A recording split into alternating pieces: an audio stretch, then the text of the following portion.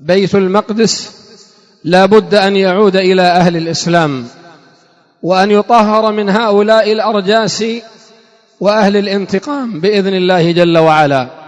طال الزمن أو قصر، فهذا إخبار النبي عليه الصلاة والسلام، فقد أخبر أنه في آخر الزمان ستكون ملاحم في بلاد الشام ينصر الله فيها أهل الإسلام، واليهود يخافون من هذه الملاحم، ولهذا يعدون العدة ويقوون أسلحتهم ويعدون جيوشهم ويثبتون أنفسهم فيها استعدادا لتلك الملاحم. يقول نبينا صلى الله عليه وسلم: ستكون هجرة بعد هجرة، وخير أهل الأرض مهاجر إبراهيم، أو الذي يلزم مهاجر إبراهيم. رواه أبو داود عن عبد الله بن عمرو بن العاص رضي الله عنه، وصححه الألباني رحمه الله.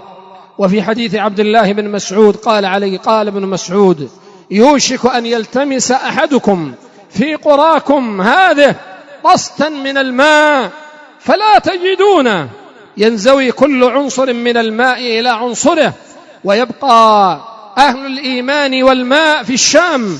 رواه الفسوي في التاريخ والمعرفة، وقال الألباني له حكم الرفع.